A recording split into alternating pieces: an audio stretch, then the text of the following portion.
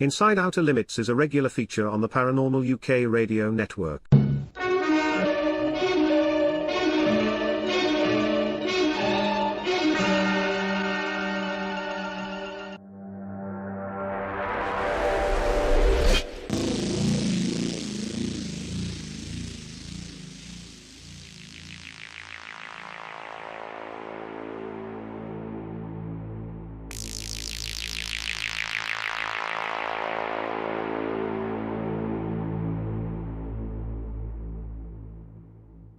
Neither Chris Evers, Philip Mantle, Inside Outer Limits radio show, Flying Disc Press or Outer Limits magazine endorse any of the products you may have heard advertised at the beginning, the end, or inserted into the middle of this show. The only products we do endorse are those that are strictly affiliated to Outer Limits magazine, or Flying Disc Press. We now hope you enjoy the show. Thank you.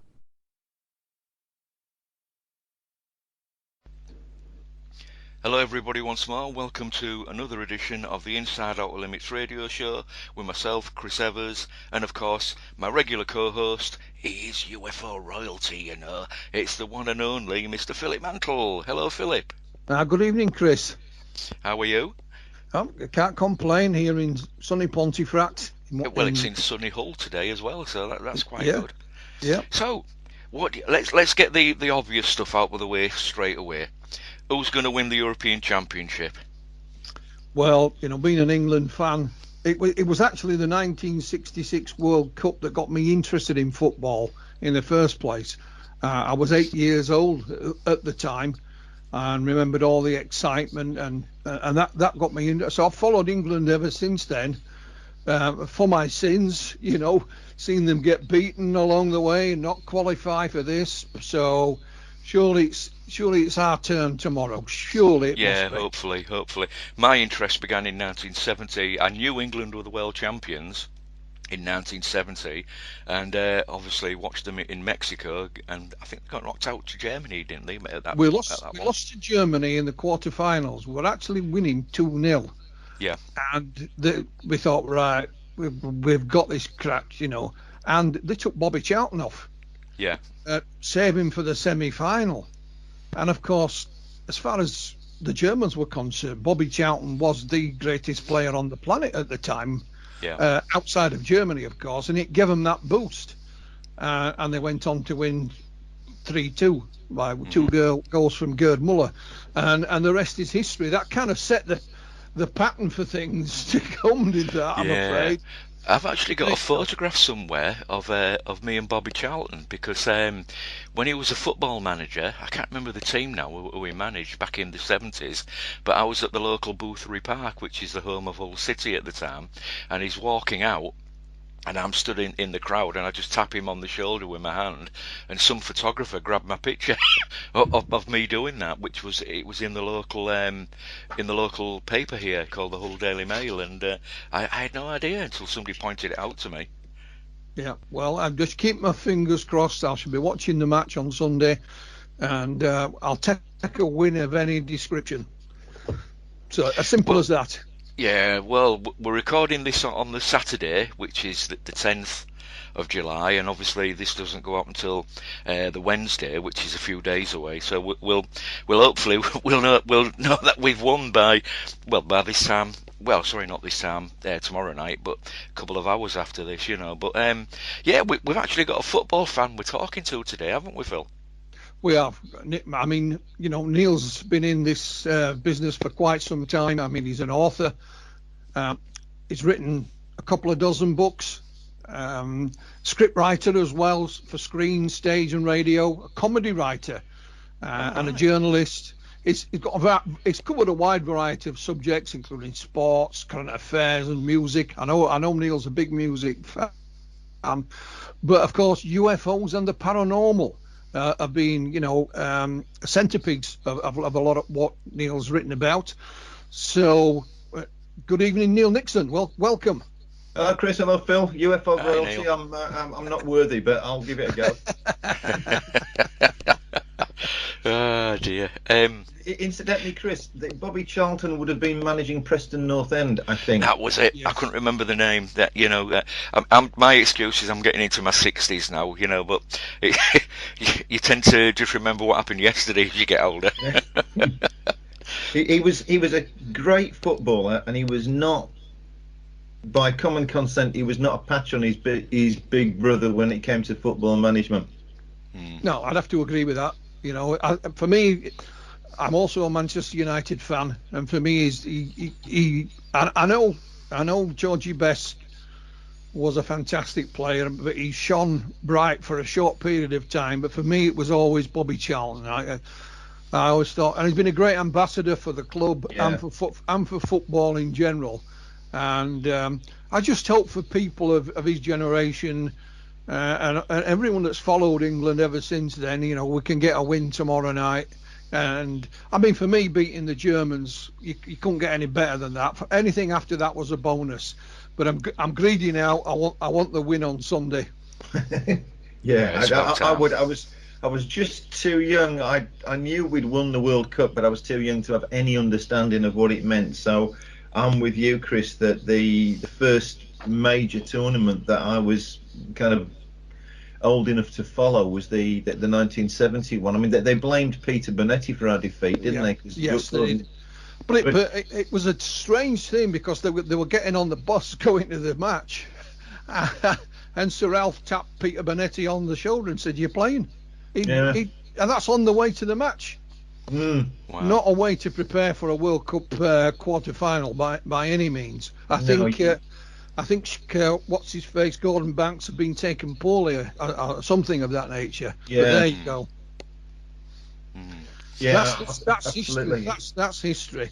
But I'm confident we'll nick a goal tomorrow night, and then we'll show the Italians what they've taught the world, how good we can defend. And there you go. And then we can laugh at all the porridge goblins north of the border. Oh dear! Did you see my little item I put on Facebook about a typical Czech Republic fan? No. Did you not see that, Phil? I've seen so many, Chris, I can't remember them all. Well, it runs down all the countries that we've played, and there's a gentle, it's a cartoon figure of a Scotsman crying his eyes out, and underneath it says, "Where's my porridge?" And I just basically say this is a typical Croatian, Czech, etc., etc. Oh, you mean he's Italian? I say at the end. Yeah.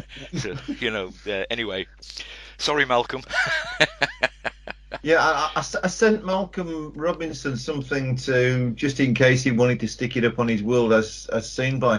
You probably saw it. There was a meme of Nicola Sturgeon, and they'd put a great big cross of St George across her face and written "Come on, England" at the bottom. I didn't see him posting that, strangely. I don't know. It's a good job he can take a joke in it, and it's all just banter. Oh dear. So Neil. Yeah. How did you get involved with this subject, this business, as Phil calls it, of UFOs and strangeness and paranormal? How did you get involved? Well, I can't remember a time before I was fascinated by the whole thing, which I would put down to just the age that I am and the fact that people were going into space at that time and stuff like that. I've had it explained to me, and I've no idea who this person was. It was just one of these random things at a conference when I was buying myself a cup of tea and just generally bantering with whoever was around. And I made some comment along the lines of, I can't remember a time before I was interested in it. And some random person came up to me and explained that was probably because I was abducted as a baby. I have no recollection, and I don't think that's what happened. I just think it's just something that fascinated me. So I've, right from the word go, and I could bang on about all the bits and pieces, but obviously there were significant moments along the way that sort of got me thinking about it. I mean, I was talking to John Hagedorn, he does the 1001 Heroes podcast in America. And he's quite interested in a lot of the more lurid stories, things like the Flatwood Monster and whatever. And I think because if you're as old as we are, the bulk of the books that you would get, certainly there were more American books, and they would, companies like Target in the UK were printing them, and they were relatively easy to get hold of and cheap, and a lot of them were full of those kind of lurid stories of, Kelly Hopkinsville and stories like that, which if you read them, they were just so gripping.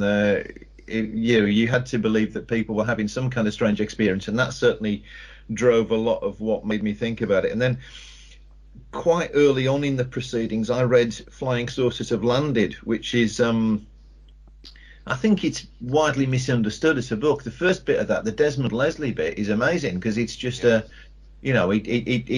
kind of gives you a short immersion in the whole history of it, which meant that having read that, there were so many other things that you could just pick up and have a look at, from the Sanskrit stuff to, what he says about the historic cases and whatever. And then at the end of it, when I read George Adamski's account, I'd say my skepticism started there, really. I remember my dad pointed out to me, because it was actually his book. He bought it when it came out, I think. And he was pointing out to me some of George Adamski's photographs and basically saying, well, if you could prove that any one of those was true, then all the debate is over. You can't argue with that evidence. And it's been a lifetime of lateral thinking and stuff, and it's never really gone away. I've always been involved in it. So over the years, I've sort of ducked in and out of how actively involved I am. I'll say one thing that I don't think any of your guests that I've ever heard on your podcast have ever said before, but as Phil rightly pointed out, alongside the academic career, I've been writing professionally since I was a student, and there have been times when researching and writing on UFOs was more lucrative than other times, let's put it that way. So the mid-90s, the era of the X-Files and whatever, there were newsstand magazines that would take articles and stuff.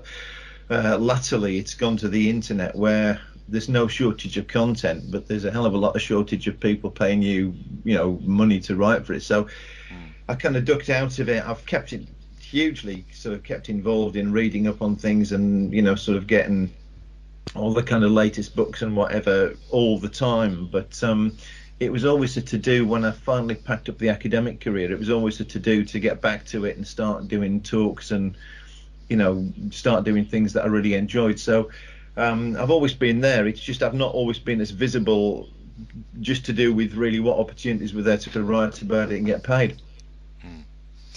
So I think you've released around about 30 books, if I remember correctly. 28, I have a brief look up about you on the internet. But how many of those are actually UFO based or paranormal based?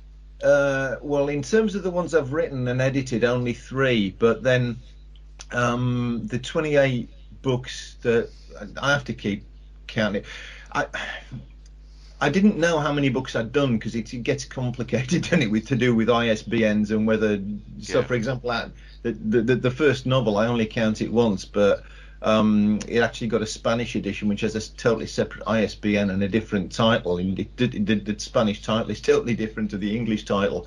But there's that. But then a lot of the stuff that isn't on that CV is I've contributed to well over 20 other books. So the more challenging UFO writing I've done was in things like Fortean Studies, which was a kind of academic book about Fortean phenomena, and I think I contributed more papers to Fortean Studies than anybody, because I'm in most of them, and they were all about UFOs, and I've done articles for magazines and stuff. So I've been busy most of my adult life with it one way or another. I mean, I wrote for one or two, like the Unknown magazine, which is long gone, and so for the same kind of publications where some of the people you've interviewed and some of the people that have been known in the business for years were contributing as well. So, which is your favourite book that you've wrote yourself? Of all my books? Yeah. Oh hell. I don't know. My favourite book is always the one I'm working on. That's the right answer. No, but it is. But that's the thing. It's like there's always. I'm always more enthusiastic about the stuff that's coming up than I am about the stuff that I've done. So that would be true. Well, at the moment, professionally, I should be saying that it's UFOs, aliens, and the battle for the truth, shouldn't I? But which was great to write, and I was pleased to get the opportunity to do it, and largely it was I went to a publisher that I'd worked for before, and it was a fairly positive negotiation, me saying, well, I want to do this, and them saying, yeah, okay, but keep it within these limits, and there wasn't a lot of interference, and so I got to write what I wanted, the way I wanted to write about it, which was, for me, was great.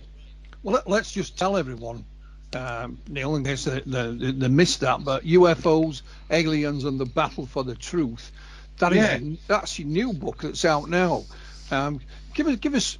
I mean, you'd probably say, well, the title says it all, but it doesn't always, does it? But give us some idea what your new book's about, if you would, please. Well, it's a sort of introduction to UFOs for people who've not that much familiarity with the subject, but at the same time, it's a deep dive into things that they wouldn't necessarily know. So, broadly speaking, it's a short history with emphasis on all the things that might explain what UFO sightings and stuff are. So there's a certain amount of bias in there, I would say my opinion about ufology in general is that pretty much every answer that anybody's ever come up with to explain it is true. And I have a bit of an issue with when people say, well, the answer, as in definite article singular. No, I don't believe that. I think there are answers. I think there are multiple answers, and that part of the problem is that people look for the one explanation. It's not there. So the book certainly takes that angle, and it's set up in such a way that when it looks at the big cases like Roswell or whatever, it presents as succinctly as it can, the arguments for and against different interpretations of it. In that case, basically the argument in favor of it being an alien event and the arguments against it being an alien event. But it assumes that the readers are smart enough to make their own mind up from there. And along the way, because just like I say, I've been actively involved in this business for ages. I mean, I refer to the UFO people who are interested in it as the UFO community, because I think that's probably as good a label as you could put on them. It's it's not a profession, and it's more than just random people just sort of congregating together. So it's got that sort of community feel about it. But the book contains one or two of the more bizarre, random, and strange things that have happened to me or that I've been involved in over the years as well. And go on, give us an example, Neil. Go on. I like the bizarre and random, because it's happened. Things like that happen to all of us. Well, given the time that we're talking now, let's talk football. So many years ago, you might know this lot, but Contact International, you've had dealings with them, I'm sure, yeah? Yeah. So do you remember the meetings? Yes. Yeah, right. So when you could ask, so there was, for the benefit of your listeners who don't, this was a race of nearly 1,000 beings that existed almost as pure energy in the atmosphere, and they were super intelligent beings. And one of their more amenable traits was that you could ask them any question you wanted. And obviously Contact International had somebody who was in a kind of psychic contact with them. So anyway, cut a long story short, I was talking to some of the Contact International people. I think it was backstage at an unconvention or something. It was one of the conferences where I'd done a talk anyway. And I asked whether I could ask them some questions. So the answer, of course, was yes, but in a very English way. All I could do was to send the questions via the Royal Mail with a stamped addressed envelope, because this is the 90s, so it's just pre-email. And I asked them six questions, and so I used the first 5 for what would be, the biggies, like is there a god, is global warming a problem, stuff like that. This is the mid-1990s after all. And the 6th question I asked them, which was it's the one that I still mention in UFO talks because it still gets a somewhat bemused reaction. The 6th question I asked them was about Carlisle United, and specifically, if you remember anything about them at the time, our chairman was Michael Knighton, who was the guy that tried to take over Manchester United and almost succeeded, and he ended up 10 years as chairman of Carlisle. And in 1992, rather, when he took us over, he promised Premiership football within 10 years, i.e. we would be in the top flight by 2002. And at the time I asked this question, we were fighting a relegation battle to stay in what's now League One. And I asked the Meetons what they would do to sort that out. In other words, how would these super intelligent aliens that appeared to know everything about everything get Carlisle United into the Premier League? And the response I got was that they would bake a cake containing the chairman's wishes, and when the players ate the cake, they would deliver on the pitch. Now, as I explain it in the book, let's just have a sort of coda onto that. Two things really. Number one, at that point, I would have to say I was not convinced that I was receiving wisdom from some of the most intelligent creatures that could possibly exist. Number two, the proof of that being, I think, somebody giving it to me from their own subconscious, i.e. maybe being totally sincere but drawing it from their own resources, is the limitations of that solution, really. Put it, as I explain it in the book, if there was such a cake recipe and you locked half a dozen Premier League managers in the room with that recipe, then I think Anthony Joshua and Tyson Fury couldn't possibly match the fight that would result.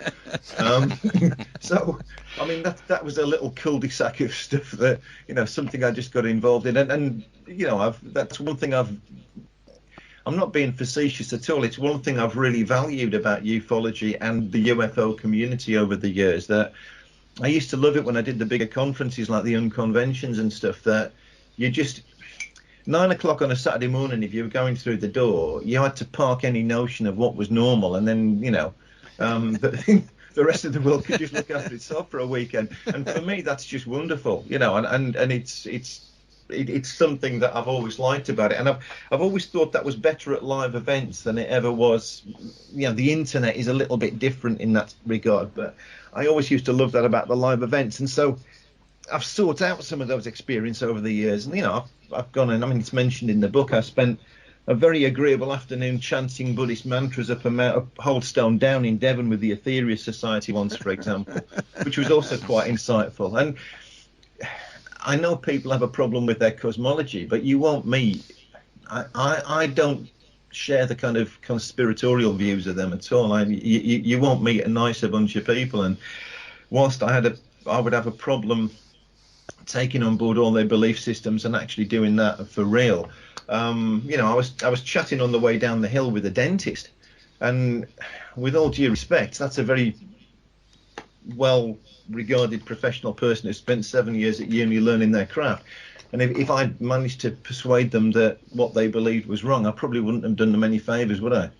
No, I mean, we had the head of the Aetherius Society. Is it Richard Lawrence, I believe? Yeah, he's still there. Yeah. Yeah, he did a presentation at one of the conferences I organised in Sheffield, and I thought the sort of general UFO audience would not take well to it, but he went down a bundle, Neil.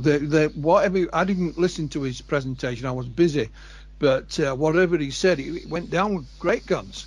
And I was at that one. I can't remember what year it was, but I remember that because I met him and dealt with him a few times. And I mean, I know certainly when I was in a research group in Essex, and you'd meet people, they would talk about stuff that they wouldn't print, and it was a common belief about the Aetherians that the security services or some, whoever else they would blame for this were artificially stacking the numbers of the Aetherius Society, and the point of that was that they were always the biggest UFO group, therefore when the media wanted a quote, they'd go to them and they would just drag it all into disrepute, right? That was the sort of common conspiracy thing about it, yeah? Mm-hmm. So I was interested to get to know them and get involved with them because I wasn't sure about any of that. And I think just meeting Richard Lawrence and chatting to them over the years, I never thought that it was anything conspiratorial. It's just that they were very user friendly, and they obviously they stick together as a group, and because they're providing people with a means to achieve salvation, they had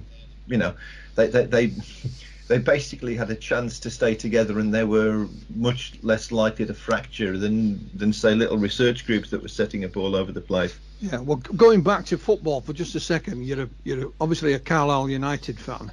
Yeah. Can you remember, I think I've got this right, a manager you used to have called Kevin Broadhurst? Yeah, vaguely. Go on. Well, I went to school with him.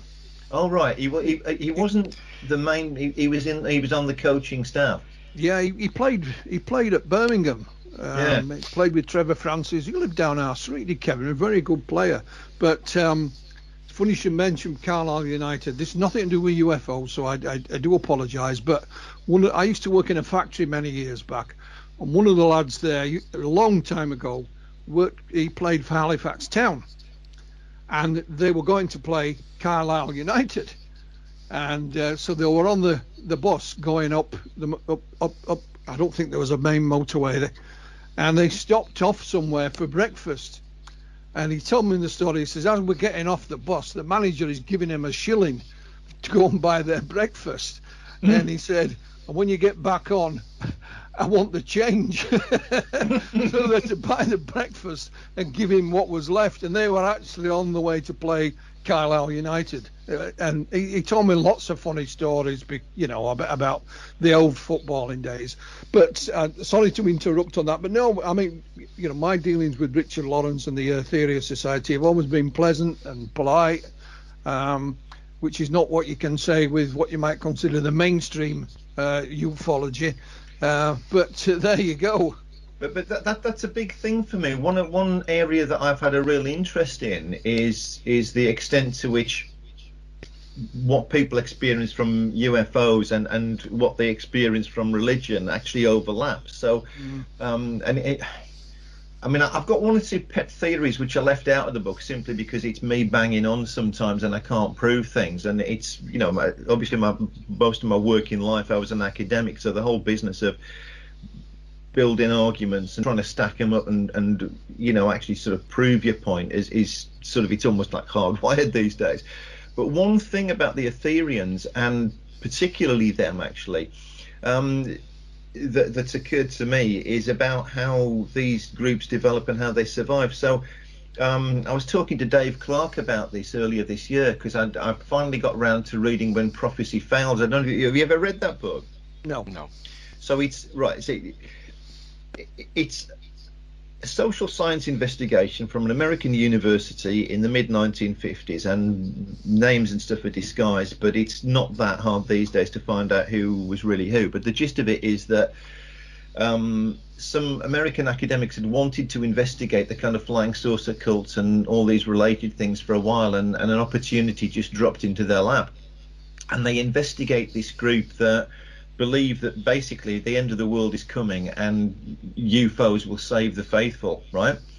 And it's this. So this all happens in the mid-1950s. So at midnight on the 20th of December 1954, when they're expecting the saucers, because it's flying saucer period, isn't it? They're expecting the saucers to come and save them, and of course it doesn't happen.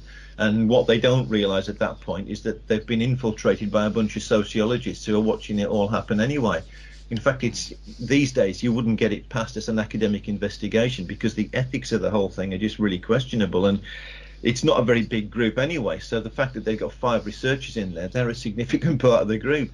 But it's sort of like it's taken as a classic of its type. But one thing that occurred to me, and this is a pet theory that I've had about some of the religious groups for ages. The people who wrote that book, I think they didn't realise that one of the things that they did was that they almost wrote a manual for how to avoid the mistakes if you're setting up a cult or a religious group around UFOs. And they did this in the mid-1950s.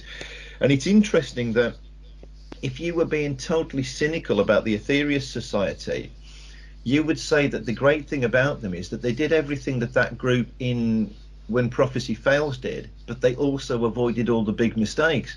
And this is why I was talking to Dave Clark about it, because the book came out in the mid-1950s, and I wondered if, in Flying Sorcery that he wrote with Andy Roberts, yeah? So that's a kind of social history of UFOs in Britain over the years. And there's a kind of comic bit in that book when George King is just getting started in the Aetherius Society, and there's an eyewitness there who basically says that George King was talking openly about wanting to start a religion because he was, at that point, he was a taxi driver in London, wasn't he?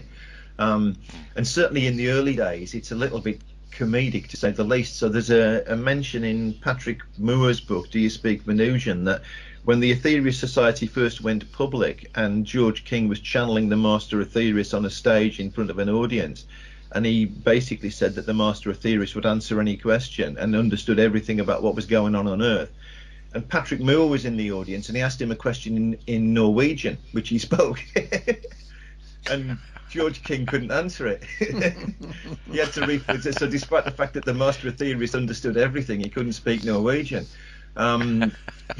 So he had to restate the question in English. Now, I'm blathering on a bit here, but the gist of it is that I just think that groups like I was talking to Dave Clark about, did Dave Clark and his contacts that he got to for Flying Sorcery, was there any evidence that George King had actually read up? Could he possibly have read a copy of When Prophecy Fails? Because interestingly, he seems to have very neatly sidestepped all the problems that group had. And I mean, there were definitely copies in the UK that very, very quickly, and George King, living in London, could have got his hands on one. Dave hadn't a clue, but that's been a sort of pet theory of mine for a while, that some of the UFO groups, religious groups that survived for a long time, may have actually studied, because you can study how the other ones in the 1950s came to grief. Have you? Sorry, I was going to ask you a question about the 1976 Tehran incident. I know you've used that in one of your books, and but I just want to say, regarding the Aetherius Society, I personally don't go for the Space Brotherhood angle of what they're trying to do, to be quite honest with you. But that's just my own personal opinion on them. Now, the 1976 incident then of Tehran, did you use that to challenge skeptics? Oh, yeah, my Wikipedia page claims that, doesn't it? Yeah. Yep. Yeah, pretty much. I mean, it's so I think perhaps that's how you put it very succinctly on Wikipedia, isn't it? But I think perhaps a better way of looking at it is that, because I'm quite skeptically minded anyway, and there's loads of things where some of the more famous cases I struggle with, and I could give you 2 or 3 minutes blather about why particular ones give me some skepticism, but so I'm always more interested in the cases that really stand up, or where they're so uncanny that you can't find an easy explanation, and consequently all bets are still open because it's not been concluded. And for my money, one of those is the Tehran incident. Number one, because if it's not extraterrestrial, it's a coincidental combination of a load of different things, so it's not easily explained away. There are one or two. I mean, you'll still see the UFO programs and stuff online on like things like UFO hunters and stuff take Hudson Valley very seriously, despite the fact that there's a bunch of air traffic controllers and the pilots who apparently staged a hoax there, who say, well, no, we can explain it, we can tell you who we were, we can tell you what we did and when we did it, and this lot saw us doing it because they were watching the radar. Tehran isn't anywhere near as easy to explain as that, so consequently, from my point of view, it's one of the better cases. And if I could just blather on again about this and then shut up after I've made this point, one reason I think that is, I mean, again, you'll remember Ralph Noyes that used to do the conferences for ages, yeah? Yeah. Yes, former MOD, yes. Yeah, exactly. So it's another pet thing of mine that I think Ralph gets hugely disregarded as a figure in British ufology. So I know there's a lot of stuff about Nick Pope being the guy from the MOD and stuff, and let's get into that, but somebody once told me informally, and I don't know if this is true, that Ralph was like 31 pay points above him or something. Absolutely. I.e., if you look at the relative standing in the MOD of the two of them, and again, this is not something I ever looked into, so I don't know exactly what the situation is on that, but if you look at the relative standing of the two of them in the MOD, there's no question. And Ralph is, I've seen him described as an Air Commodore, and I always understood that when I knew him that he'd retired as an Undersecretary, but he was in the UFO group that I was involved in Essex for years, in UFOPRA. So, and as a 20-something guy that was interested in UFOs and had written a little bit about it, Ralph was just absolutely priceless, because during a coffee break, you could go up to, I mean, there were things like, I remember I used to buy books from Specialist Knowledge Services then, that was like this mail order thing out the West Country, and because the funds weren't exactly unlimited in those days, I'd run names past Ralph in the coffee breaks, and he'd just, if you said to him, Ralph, just tell me something about Donald Menzel, you wouldn't get a word in for 3 minutes, but it would be worth every second of listening, And back to Tehran, Ralph repeatedly said that during his time at the MOD, there were only a handful of cases that had ever got the MOD really worked up about UFOs. And one of them, I mean, he specifically said there were 3 that had caused major ructions in the MOD, and one of them was the Tehran incident. Interesting. Yeah, and not because, I think in what Ralph was saying about that was that the Tehran incident was so bizarre and uncanny that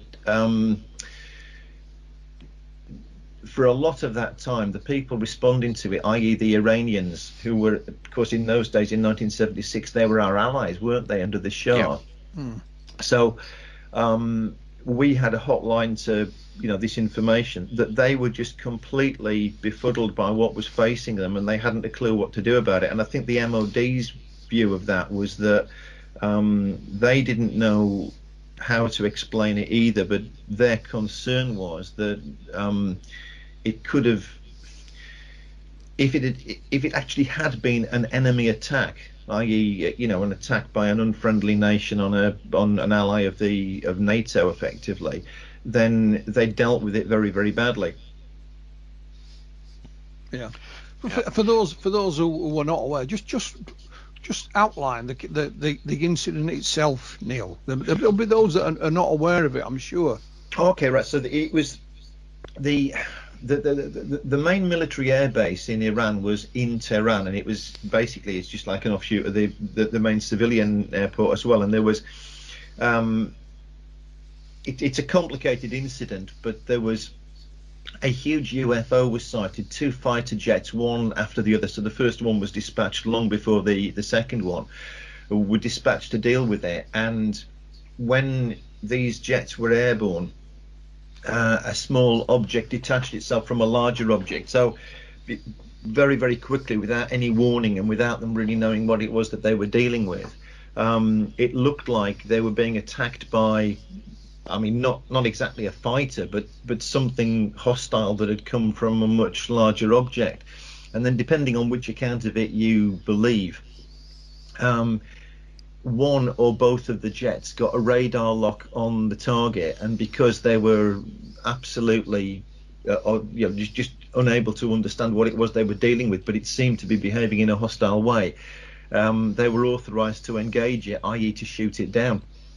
And depending on which account you believe, either one of the jets or both of the jets managed to get a radar lock and a weapons lock on it, so they'd got the target actually within sight, and they could take it out. And in those cases, the electronic systems on the jets failed.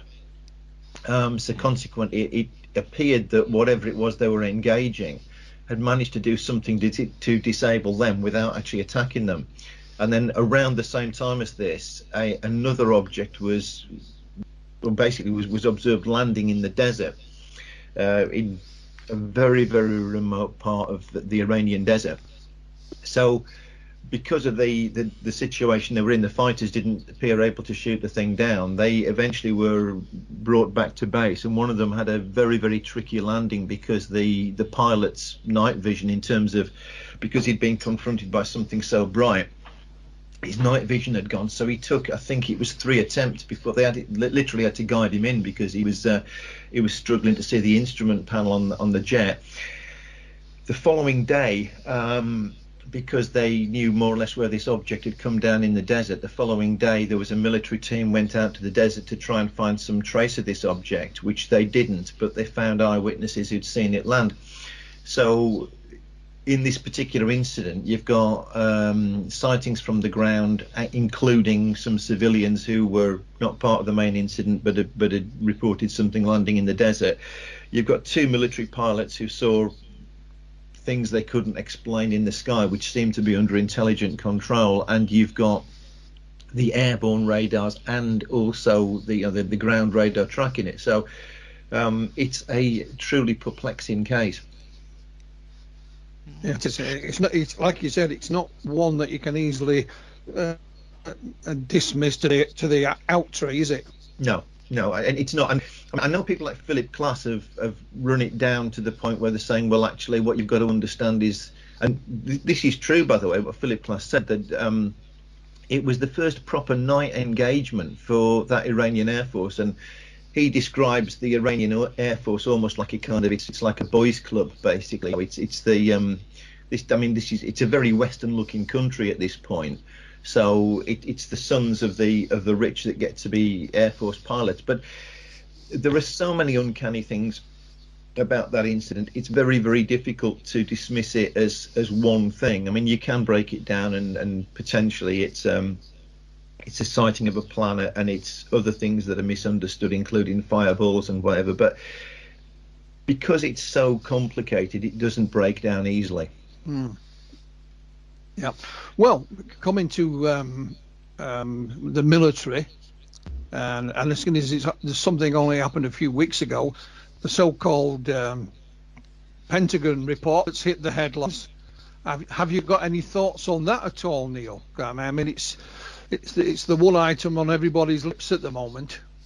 I'm not sure I can add anything to what's all been put out there. I mean, there's a few things, maybe a few random things. Let's go back to Ralph Noyes for a minute, because again, he'd had a clearance above most people that have worked for the MOD that got involved in ufology.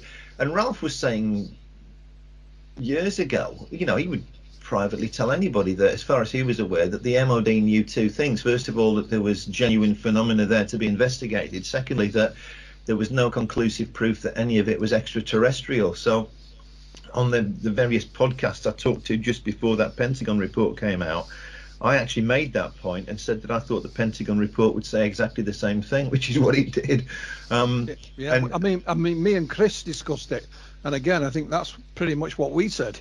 Yeah, very much so. Yeah, and I mean, completely, within all the major reports that America's produced, it's probably less overtly skeptical and less damning of the witnesses than Project Sign, Project Grudge, and Project Blue Book, and all the other ones. I mean, they've got progressively more user friendly, but clearly there's a bunch of people, particularly in the United States, who've been banging on the doors for ages saying that they think that there are bodies in cold storage and whatever, who are totally dissatisfied and won't ever be satisfied until the Pentagon actually says that.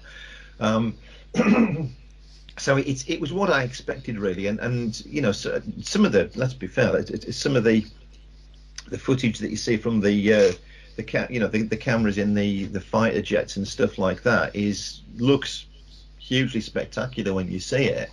Although I've read on sites like Metabunk, I've seen it, pulled apart and explained as things that that are quite mundane.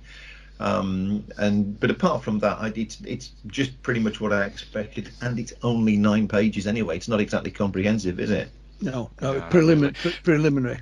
Yeah. The one thing that has come from it is that they've got another 90 days to put another report together to express how they're going to investigate the sightings. And it's like I said to Phil the other week when we discussed this. It's a case of we don't know what they are. They're not American. They're not Chinese. They're not Russian, although they could be, and they're certainly not British. But give us some more money and we'll look into them. That's what I got out of it, really. But that's significant. So I was blathering the other day on another one of these podcasts about one thing that strikes me is that you might be absolutely rock solid onto something there, Chris, that there are times when almost the perfect UFO reports for what we'd expect at the time emerge, right? So in other words, if people were imagining UFOs at the moment, it would be the kind of things that you see, the Tic Tac that's in the video, right? The USS Nimitz video, and it may be particularly at this moment, that the American military want almost unlimited budgets because they're facing a situation globally that they've never faced before. That pretty much from something I read ages ago, that there's a book called The Making of the Counterculture, which is about the hippie period in America, but they repeatedly make the point that America had never been so affluent, and half the wealth in the world was American in about 1948. And it's gradually been going down ever since, to the point where now, the expectation is that China will become the more significant superpower globally within the foreseeable future. Yeah. Mm-hmm. Yeah. Well, why would the American military not want unlimited budget in that situation? Because their influence across the whole world relies to a certain extent on their military power, and if they're likely to lose it, then if a danger of underfunding their military is that they just lose their predominance in the world more quickly, then you can't blame them for that. And it wouldn't be the first time that some amazing UFO report had come out of the American military and had changed the way people think. I mean, the parallel to me, although the reports are very different, would be the 1952 Washington sightings, which have never been adequately explained. But it's a bizarre event. Number one, I mean, if you're familiar with this, these are the ones where the lights or the orbs or whatever they are at UFOs, put it bluntly, seen over the White House or is it the Senate or whatever over in Washington? No, literally over the White House in the most protected airspace in America, and on the surface, it's exactly what the 1950s would have imagined. This is July 1952. It's the era when movies like the Day the Earth Stood Still are being made. Mm-hmm. So the expectation was that fleets of UFOs might come and land, which is what science fiction was presenting and stuff. And that actually happened, and it happened over 2 nights, but they were a week apart. And on the one hand, it's like, well, clearly this is this is the event that America, from 5 years after Kenneth Arnold, almost exactly 5 years after Kenneth Arnold, was expecting, and what the B-movie producers were presenting. On the other hand, that case is unusual, despite being unexplained, for some really mundane things. These things happened literally a week apart, i.e., so they might be extraterrestrials come from a completely different place to investigate the Earth, but they're very conveniently turning up on a Saturday night, 1 week after another. They might have been to a drive-in movie and on the way home. Well, exactly, yeah. And of all the places they picked to go, it's literally over Washington, isn't it? And it also, one or two of the air bases that would have been protecting Washington, particularly on the first night, were stood down for apparently fairly routine reasons. But it is a bit of a bloody coincidence. Now, for me, the recent videos almost have a ring of that, because one of the upshots of the Washington thing, regardless of what the explanation is, was an increased awareness among the general public, which meant that certain things like military budgets and people investigating them and whatever were enabled. I've seen Brian Dunning on Skeptoid talks about one of those videos from that's in one of the spectacular videos. His best candidate for what you're looking at is an industrial drone. In other words, what he's arguing is that people think of drones the way that we think of the kind of domestic drones and stuff. So in my corporate PR work at the moment, we've got a drone and we use it to film our own workspace, and we do our own little bits and commercials of it. Well, those ones are ubiquitous. People see them all over the place. But what Brian Dunning's argument, of course, is that there are drones with much greater power and much more, basically that can stay airborne longer and stuff.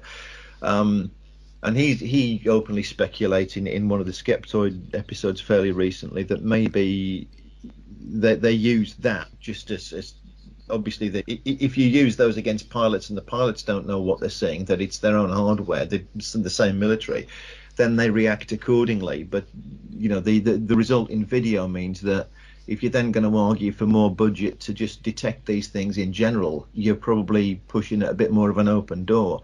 And it's no accident, I think, that, you know, if America is facing becoming the second greatest military power on Earth, then an expectation will be that people like China will use drones against them. So the more that you put research and funding into, you know, detecting these things, i.e. radar that would detect objects that small, pick up and understand them very quickly, would be a key funding point. So maybe some of that is there. I mean, I don't know.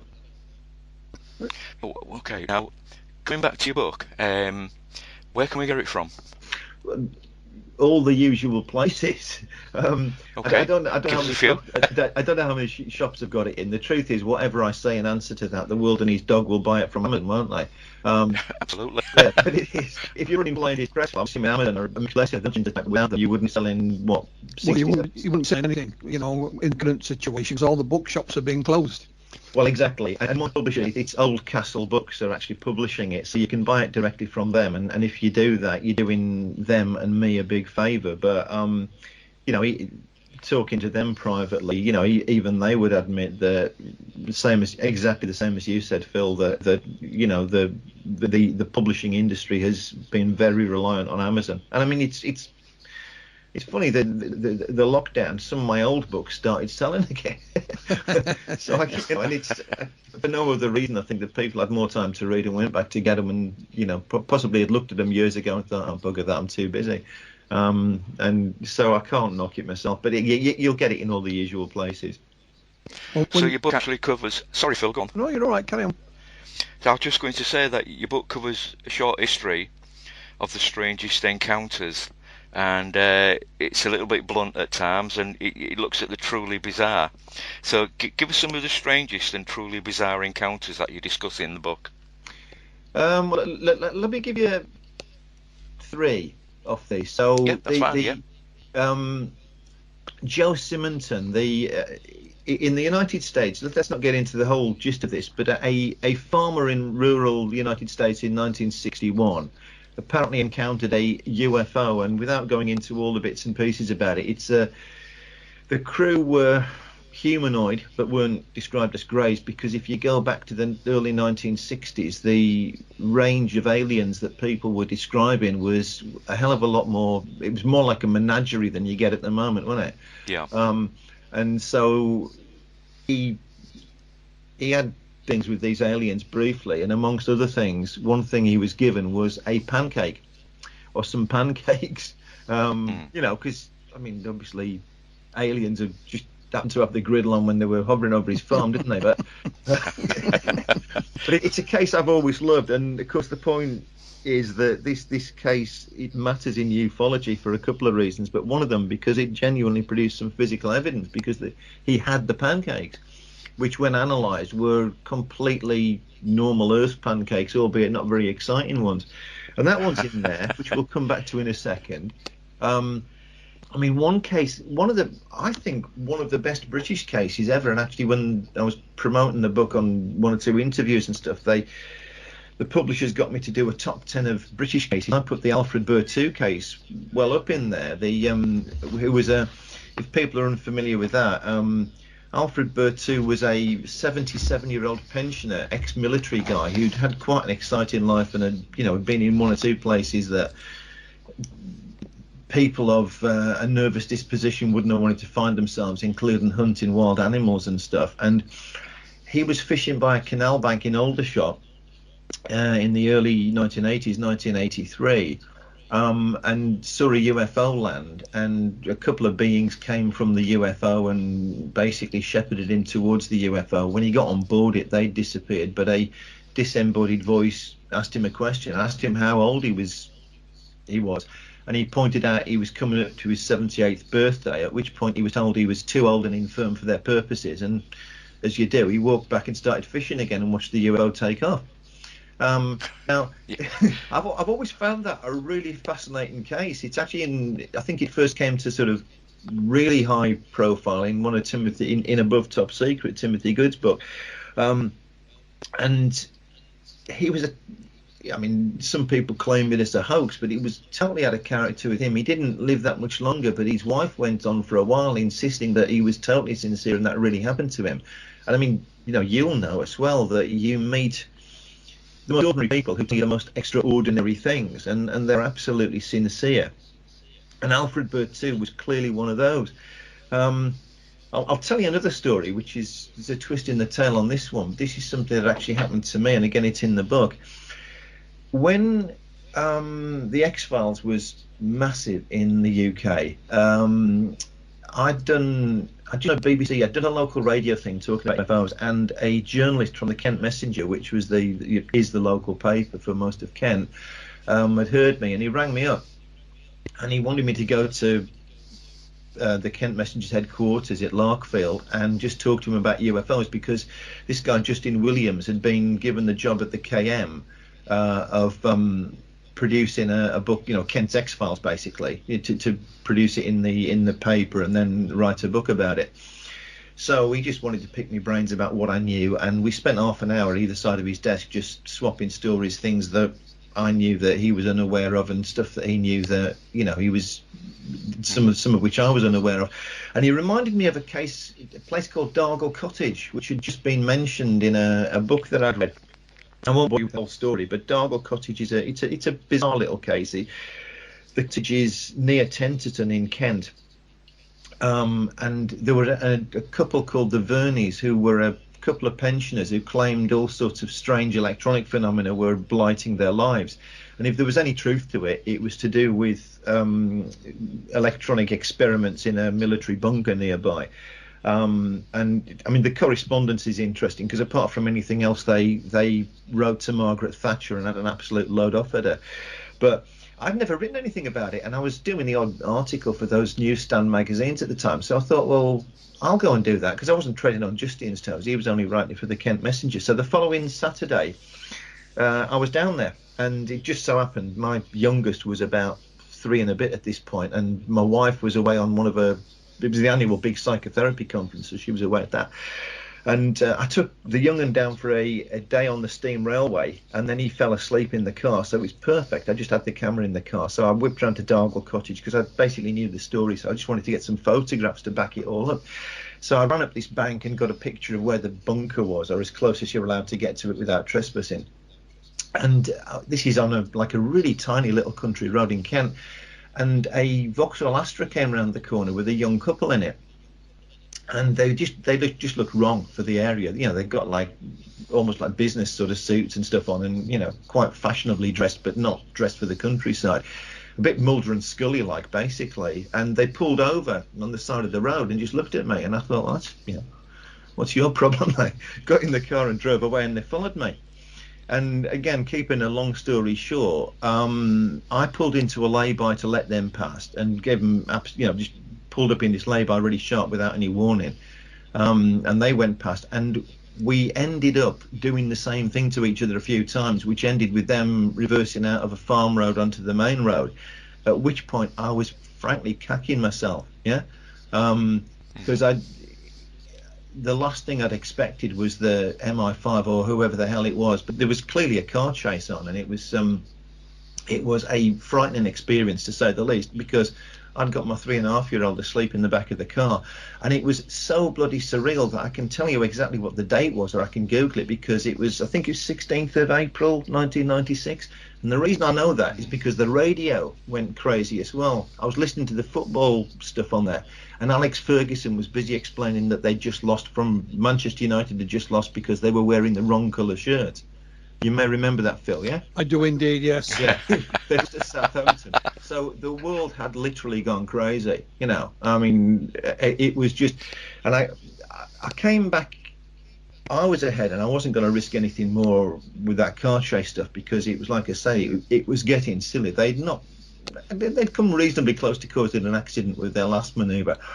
And... So I got close to where I lived and just turned off without any warning into a little side road, and I knew this. They wouldn't have known. I didn't think they'd have known it was near where I lived, so I could lose them on those. Anyway, the following Monday, this was a Saturday, obviously. The following Monday, I rang Justin, the journalist I'd spoken to and started to tell him I'd been down at Dargle Cottage, and he said, well, yeah, he said, actually, there's still something going on there.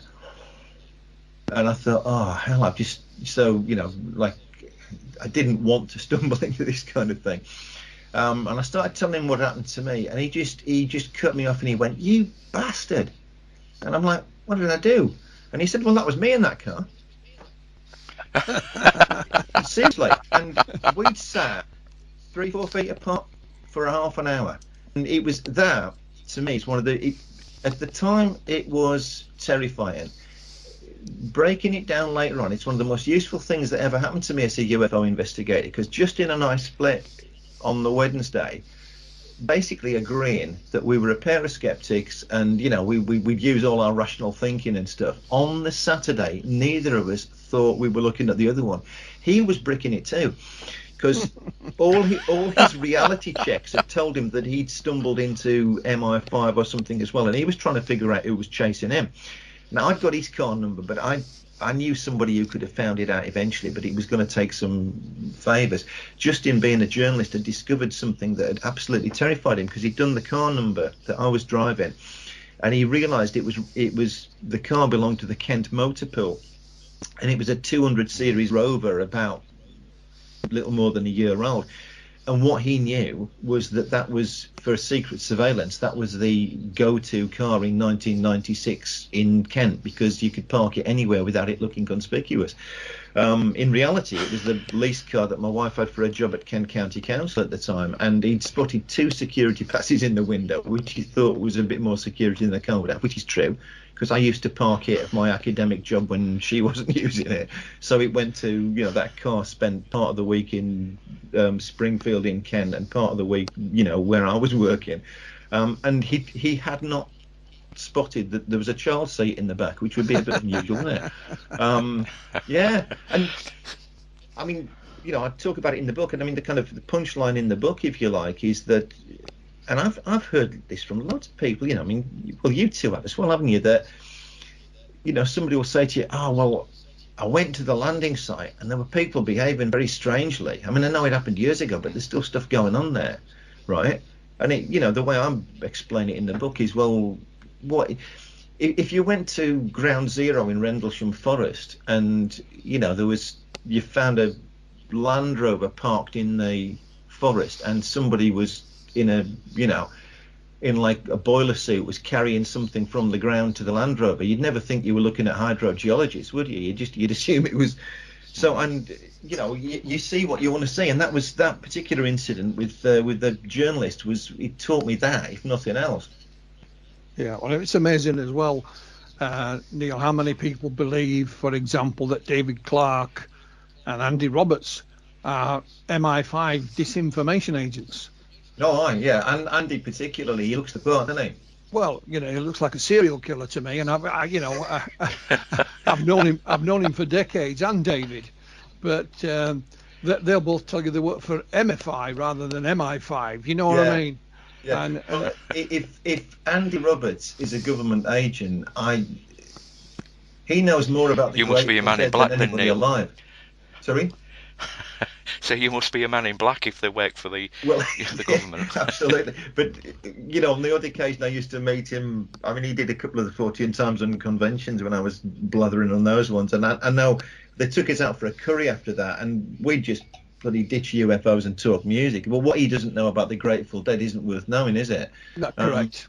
So if he spent all his life amassing that knowledge about the Grateful Dead and Hawkwind, he just doesn't strike me as the right material for a government disinformation agent. No, certainly not. But this is also another way how it works. There was a couple of incidents where 2 alleged men in black turned up, and just asking the witnesses, not threatening or anything like that, just what they'd seen, etc. And they claimed that they worked for a local newspaper.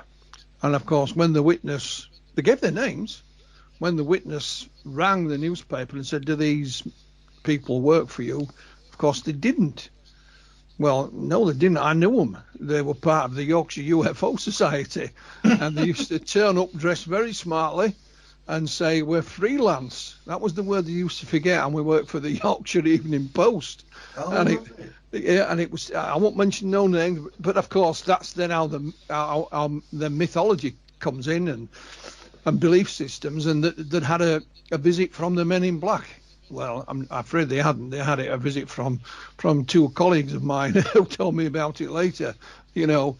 Posing as freelance journalists, which in effect, wasn't that far from the truth. If they'd have got a good story, they might have gone to the Evening Post with it. But they weren't journalists in the true sense of the word. But yeah, it shows you how things can grow and be manufactured purely, as you said, Neil, on your beliefs as well. Yeah, but I think there is a huge amount of that, and it's probably something that people disregard. There are, without going into all the sort of deep and meaningful scientific, social scientific stuff that's been written, there are people who talk about things like small group panic, for example, and I've heard that used to explain the Kelly Hopkinsville encounter or the Knowles family on the Nullarbor Plain and those incidents but also, a perfect example of a case like since explained where people are seeing what they believe they're seeing because it's almost becomes kind of, it spreads throughout a group. So that case from Georgia, and I think it was 1973, wasn't it, where there's a bunch of people outside of a public hall and they're waiting for a meeting to start, and they spotted a UFO that was like a bright light UFO that was moving and everything. And the case is well known to this day because one of the eyewitnesses was Jimmy Carter. And he was actually going in to speak at the meeting, but in reality it was Venus, and there was some unusual atmospheric effects on the night, which meant that, sort of seen through shimmering air, hot air, it was apparently behaving unusually, and it was low to the horizon and everything as well. But that entire group convinced themselves that they were looking at a craft that seemed to be moving under intelligent control. And it's a well-known thing that sightings of a light in one place for any period of time may well be astronomical. But that entire group on that night were convinced that they were looking at, basically were looking at what America still regarded as flying saucers even then. I mean, when I lived in Batley, we had a local chap who was a local pig farmer, and he had his own business, and not married. He was how can I say it? It was one of those fellas that it was odd, and it wasn't threatening, but when they come and talk to you, they stand right up to your face. Yeah. And he was like that, and he used to just turn up at my house out of the blue, and my wife, was spooked by him. But what he used to do, he used to go to the bookies, and he put large amounts of money, he bet large amounts of money that UFOs would be proven to be real. And he would come and, I'd let him in and give him a cup of tea, but you didn't really want to, he was a strange individual. He never did anything wrong, wasn't aggressive or anything like that. And he used to I said, well, what makes you believe this? And he said, well, you can see him every night, Philip. He says, where I am on the pig farm, it's dark, and you look up and you can see him. And of course, what he's talking about is satellites. Oh, yeah. And you can see them every night, as long as it's dark enough. You can. I mean, they're quite easy to observe. And I didn't have the where to tell him what he was looking at, because he honestly believed. So anyway, when in 1983, when the Rendlesham case appeared in the News of the World, he actually took the News of the World down to the bookies and put it on the counter with his betting slips and demanded he get paid, because it said on the front page, UFOs, and that's official, or words to that effect, and they wouldn't pay him out because they said he had to come from an official body, someone like, the president or the prime minister or the United Nations or whatever. But he still went on. He still put more money on. But his belief was, because he'd seen what he thought was alien spaceships, there were, in outer space. Well, they were in space anyway, but there were satellites. And he came to our house many a time, and I'm thinking, hey, I go, how much has he lost this time? You know, and significant amounts of money, but all based on his beliefs. And well, I did an unofficial investigation once, which I never had the heart to go back to UFOPRA and report on. But there was somebody in the group was having regular sightings, and the when and the where of this sort of don't matter too much, other than where this was happening just struck me as it was implausible that one person was seeing this and that these lights in the sky were trying to communicate with them. And where this was happening was very close to where the M25 crosses the A12, so it's not exactly quiet. And it just so happens that at that particular place, there's a junction off into Brentwood, and there's a filling station right on the junction nearest makes no odds. So you actually pull up at the filling station, and if you choose to, you can walk to the edge of it and go and look at the sky, which is exactly what I did one night. And yeah, planes coming into Stansted, definitely. Yeah. You know, but I mean, it's interesting because a lot of those light in the sky cases, if we go back to Carlisle United, Michael Knighton, the chairman, had a UFO sighting, and he went public with it and turned up at a public meeting to talk about this. And he'd seen that. He'd seen a light in the sky, and he'd got a message from the light in the sky that said, "Do not be afraid, Michael." You know, so some people are more prone to interpreting things that way. That's what I would say. And in the wrong circumstances, even the most skeptical people like me and Justin Williams can convince each other. You know, in those moments when you're trying to make sense of something, you see or you experience what it is you expect to. I mean, I could just let me blather a little bit about this, and then I'll without going into too many examples. But people sometimes say to me, "Well, have I had UFO experiences or strange paranormal experiences?" And the short answer is yes. But I think more significantly, I've had one or two experiences which in the moment were strange, and you know, from years of being involved in all of this, I'm quite aware of how these things can happen, you know, that you misjudge distances or something strange happens. And I've definitely had one of the things that people say about abductions is that these might be hypnagogic or hypnopompic experiences, right, where you're falling asleep or waking up, and it's that bit when you can be dreaming lucidly and you're partly awake and partly asleep. Yeah. And I definitely had one of those in a London hotel in the 90s, and I was working, like, just give me a second, I'm just gonna shutting the door. My wife's having a phone conversation out there, so let's not interrupt each other. But I was working really hard at this particular point. I'd taken on some extra work writing exam questions because it was just too lucrative to turn down, and we'd got a little kid at home, so I wasn't getting that much sleep anyway. And I was asleep in a London hotel one night on a weekend when I was smashing these exam questions out. So I was knackered. I just fell asleep. And I woke up and I was being hoovered into the wall. Yeah. Like some evil force was dragging me into the wall, and the duvet was strangling me. And it was horrific. And it was like really bloody intense. And it took me a second or two to sort of get out of that and realize that none of this was happening, but I was clearly having a very, very bad dream indeed. And I quote it sometimes when I'm talking about UFOs or the paranormal, because if any of your listeners are fans of the Nightmare on Elm Street series, they'll recognize this. I can't remember, during this really hard working period in my life when I was, you know, sort of just knackered anyway, to the point where I struggle to remember those days clearly these days. One night off I'd allowed myself had been to go and see the latest Freddy Krueger movie, and there's a scene in that movie where exactly what was happening to me happens. Freddy just basically, Freddy smashes his head through a wall and hoovers somebody up a bed into his mouth. Yeah.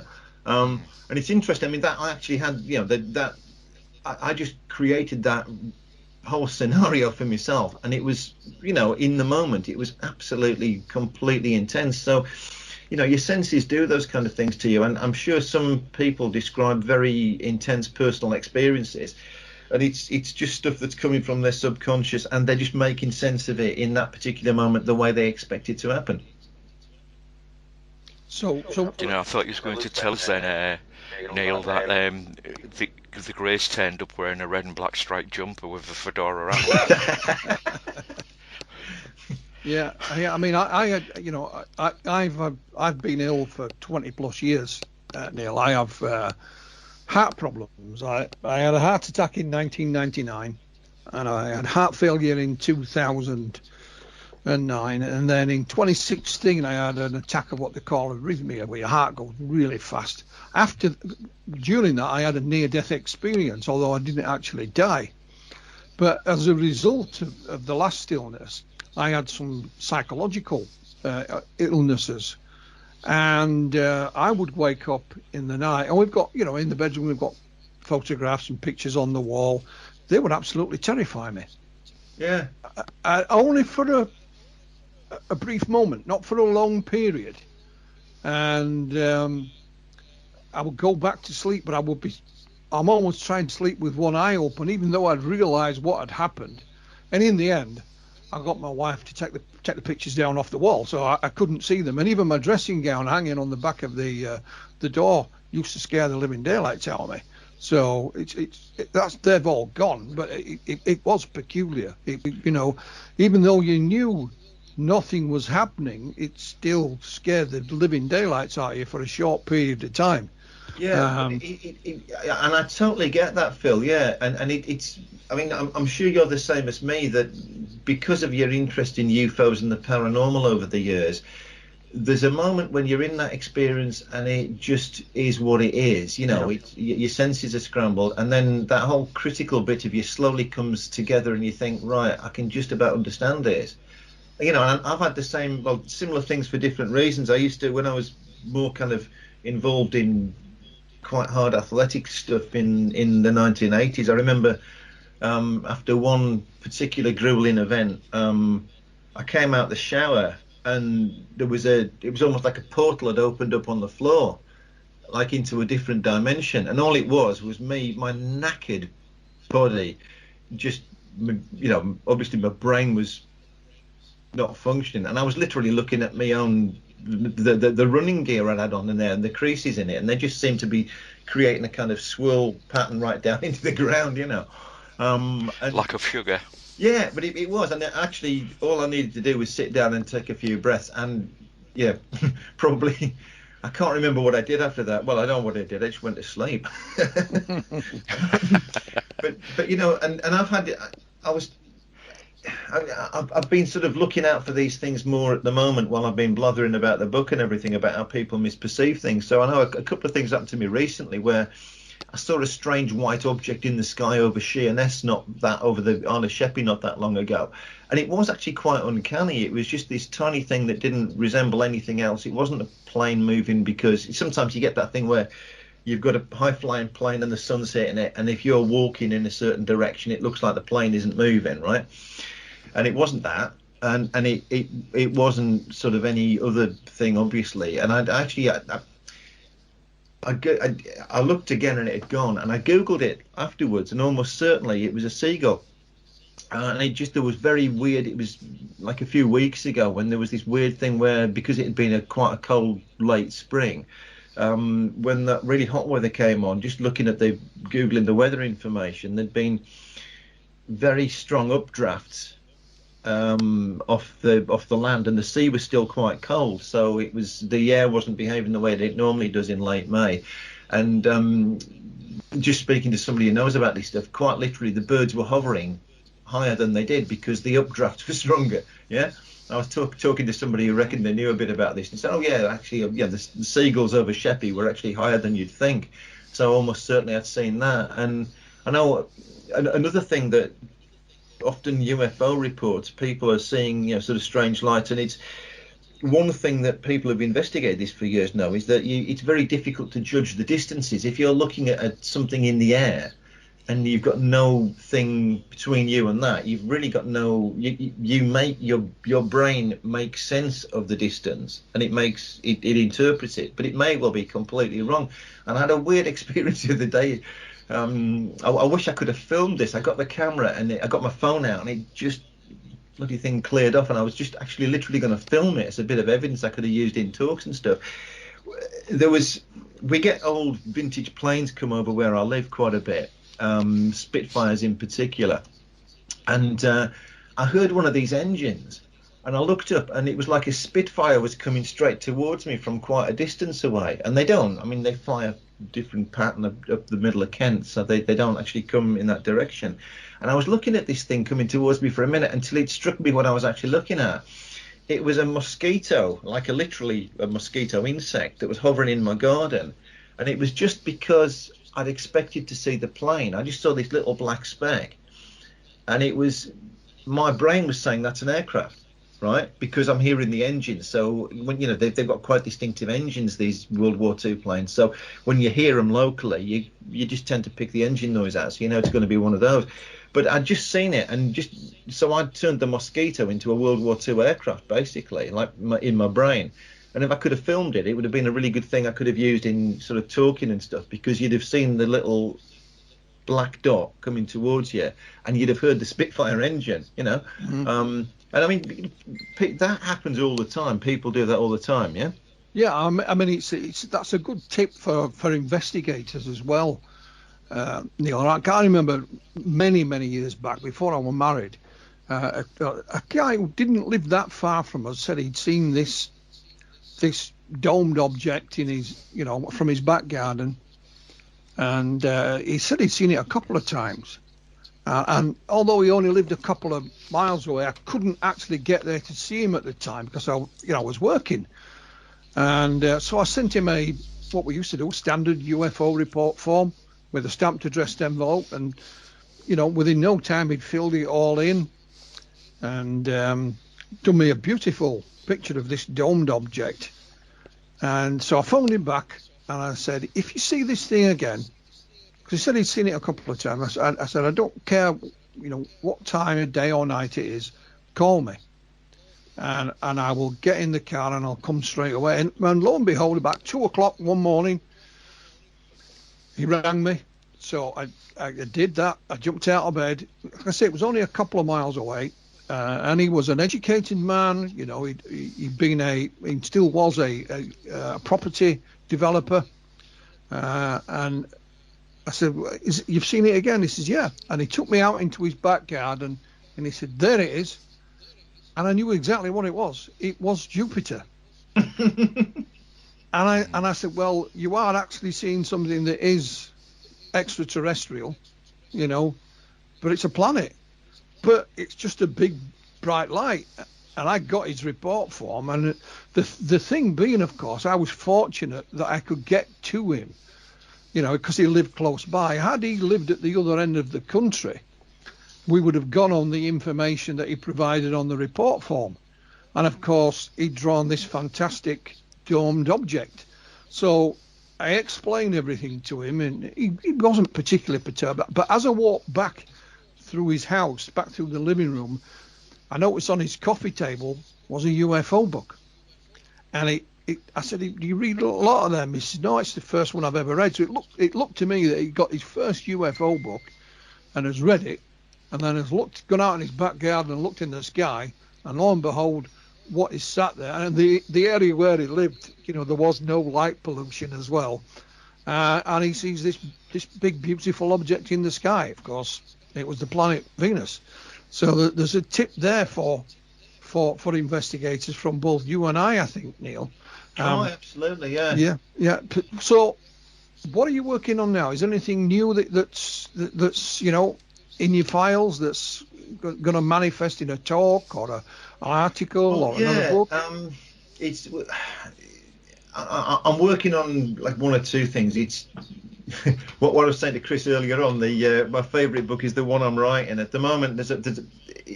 I'm in that situation where there's a few out there, and it's just a question of what's going to get the best deal. The next book that's sort of vaguely paranormal related, which is it's still being written, but nobody's written a book about just the value of mystery, why we should just celebrate the fact that there are mysteries, not necessarily individual mysteries, but just what it is we're experiencing. Because I'm quite interested in that whole bit, like I said earlier on, about where ufology and the paranormal collide with religious beliefs and stuff like that.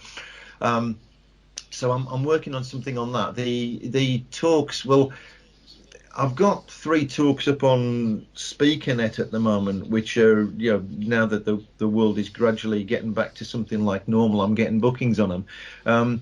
Actually, one of the talks I give, so obviously one of the talks I do is about UFOs, and it was always the plan that when I packed up the academic career, I was going to get out and do more gigs. And I managed to do 1 UFO gig before the first lockdown. So I road tested that talk. I wrote it sort of early 2020. It was my first ever. I'd never done a Rotary Club before, but I did that. Well, there's 3 talks up there, but one of them, which is I think of interest to people who've got a paranormal interest, is that I do a whole talk on the Beatles, myths and legends about the Beatles. Because there's some cracking ones there. I mean, obviously there's the ones that are well known about Paul McCartney being replaced by an imposter and John Lennon being assassinated to order. But the story of how George Harrison's death was faked how George Harrison was replaced by an imposter in the 1970s is not widely known, and there is a phenomenal amount of evidence on George Harrison records to stack it up. So I do that.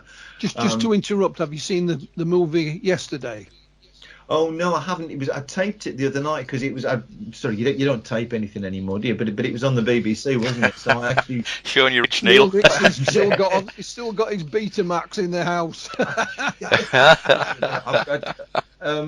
I do. You'll have, Phil. You will have the same. I guarantee it. You've got recordings of yourself on formats that nobody uses anymore. I used to have a few things. I kept it for the children for when they got older on a VHS, but it's long since gone. I think it might. My mum told me about VHS and Betamax. Listen, my computer still have valves in the back of it. Never mind anything else. It takes 20 minutes to warm up before you can use it. But that is well, maybe for you as well. But that's a to do for me, Phil. I've got like conference gigs and stuff I did years ago on like cassette tapes, and I've got to get that. I mean, I haven't bought it, but you can actually get an attachment that'll just literally rip your cassette tapes to MP3. So that's one of the to-dos. But I've got a book on mystery which I'm working on at the moment. Don't know when the hell that's going to come out or where it's going to come out. That's down to me and an agent to try and persuade somebody to take that one on, and I'm doing me various talks and stuff, and gradually we'll just get back out there and do more of this when the world unlocks completely.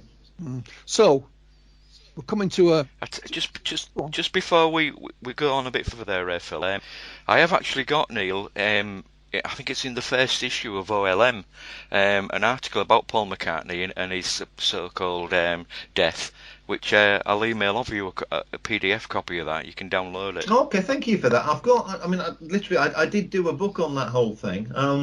I'll quite happily write you up the George Harrison story. Can I just briefly? Can I bore you with the time I almost met a Beatle?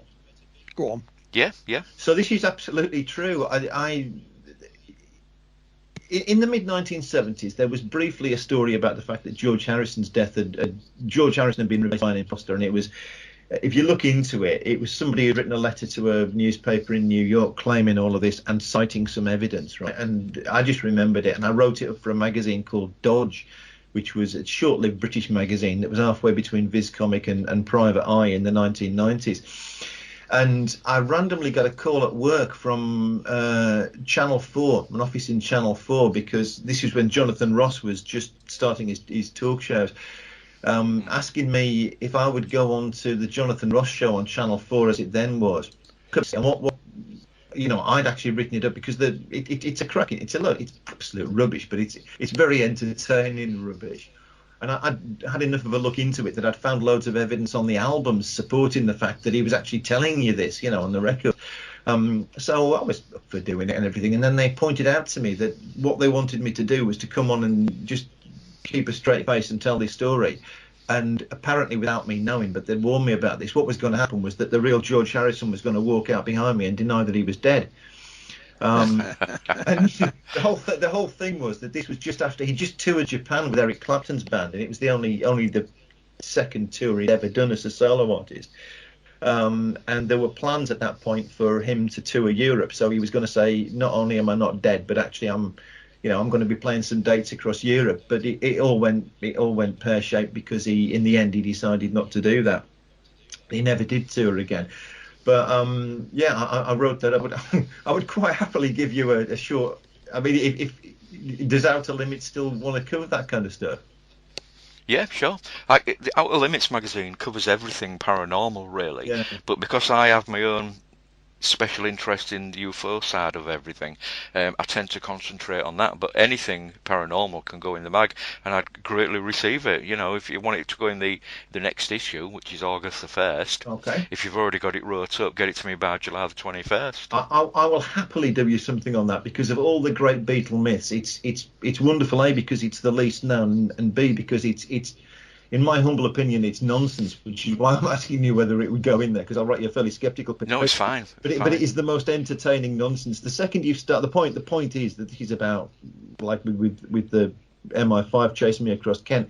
Once you start looking for the evidence, it comes there. So, you know, in other words, I can quote you chapter and verse from the last album made by the real George and the first album made by the imposter, and how they're actually telling you. Yeah? Well, come on, you can't leave Ringo out. There must be a conspiracy about him somewhere. Now this is an interesting. Well, the conspiracy there is that he can actually play drums. Oh, Chris, I am a big Beatles fan, Neil. Don't worry. we were getting Ringo. If you listen to like the Abbey Road and when they've done the deluxe editions with all the kind of outtakes and stuff. Oh God, Ringo's. Have me on another time. I'll bang on about Ringo. But I had a bit of an argument with when I was promoting that book. One of the guys who interviewed me from Radio Merseyside was Billy Butler, who was like a radio personality in Liverpool. But Billy Butler is old enough that he was one of the people in the cavern who was protesting when they sacked Pete Best from the Beatles. So the myth and legend about Ringo, the one I tackle in there, is the fact that there's nothing interesting about him. There's a bit in the book called the Ringo Rant, which is 10 reasons why Ringo is wonderful, including the fact, which people forget, that the reason the Beatles broke America after the first wave was that clearly they couldn't play gigs everywhere in that huge country, so their films, particularly Hard Day's Night, did a lot of work, and Ringo by a country mile is the best actor in the Beatles, and he's there's Hard Day's Night, there's that little scene by the Serpentine where he's absolutely bloody brilliant. It's the first one where you see that actually, more than the others, he can really act. That scene that they filmed though with that young lad who went on to become a bit of a famous actor himself in comedies and so on, whose name I've forgotten now. I think it was David Jansen or something. Yeah.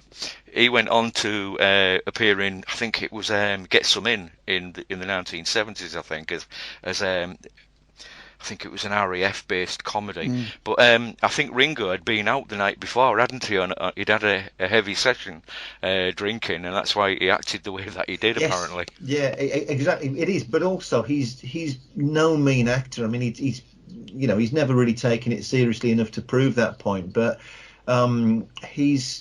there are one or two great Ringo performances acting. He is superb, in my humble opinion, in That'll Be the Day.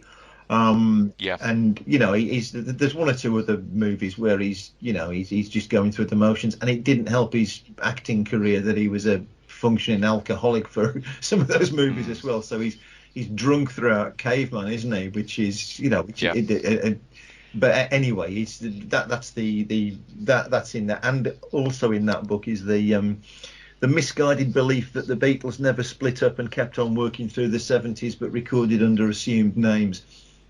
Oh yeah. When me and my missus, we went on the TV show Bargain Hunt, and when we went for the audition, it was at a hotel in Leeds, and there's we walked into the green room, and there was loads of people there, and the first person I bumped into was an old boy, and I mean an old boy, and I just thought, seen him somewhere before. I assumed he was part of the production, because I'd recognised him, so he must be. And as we're going through the audition, him and his mate had auditioned, and he was actually one of the members of the Quarrymen. Oh wow!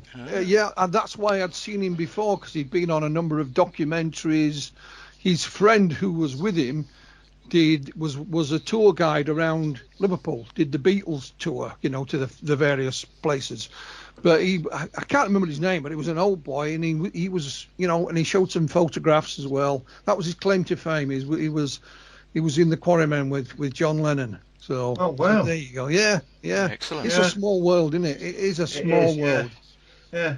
Just to finish off then, Neil, can I ask you, if you can be as brief as possible, because we have actually gone over time now.